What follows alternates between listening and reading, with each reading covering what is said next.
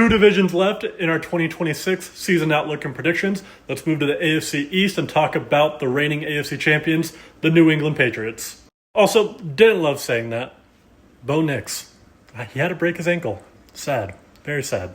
All right, fantastic year for New England, like we talked about. They made it to the Super Bowl, got smacked, but they made it to the Super Bowl nonetheless. You can't take that away from them. Drake May finished second in MVP. A lot of people thought he should have won it. I'm indifferent. I didn't really care who won. But the talk of last season for them was the strength of schedule. Easiest in over 20 years.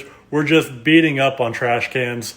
And that's how they had their amazing season. But in the playoffs, even though Drake May did struggle, I thought he was hurt and their offensive line was not great. They still got to the Super Bowl. So there's a lot to build off of. So let's talk about their offseason and what they did great and what they did bad.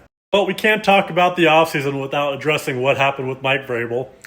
Very loud offseason to say the least. I do think that will affect the beginning of the year for the New England Patriots, but that's all I will say on that matter.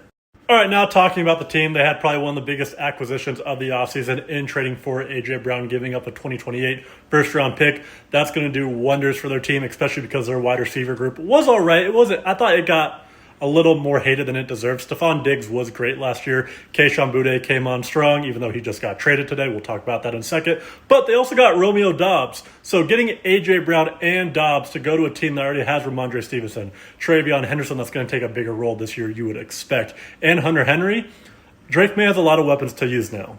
And then defensively, they added Draymond Jones, they added Kevin Byard, but they lost Jalen Hawkins amongst a lot of other important players that led them to the Super Bowl last year, which led Mike Vrabel today to say that he does not like his depth and doesn't think this team is deep enough, which is my main concern for the New England Patriots, because I do think that if any injury occurs to any of their starters, it could go bad, especially on the O-line and in the secondary. Which led to this trade today, Kayshon Boutte for Jalen Reed from the Texans, a safety to help their safety depth, and a 2028 7th-round pick.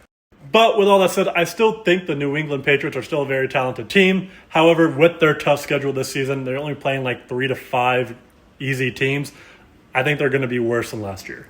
I have the New England Patriots ceiling at 12-5 winning the division, especially if they don't deal with any injuries and Drake May continues his great play from last year. But I have their floor at 8-9 because I do think Drake May did show some flaws in the playoffs. Mike Vrabel said they're not deep enough, and I do agree, and their schedule is much tougher. But I have the New England Patriots still being above 500. I have them at 9-8, barely squeaking into the playoffs as the 7th seed due to tiebreakers.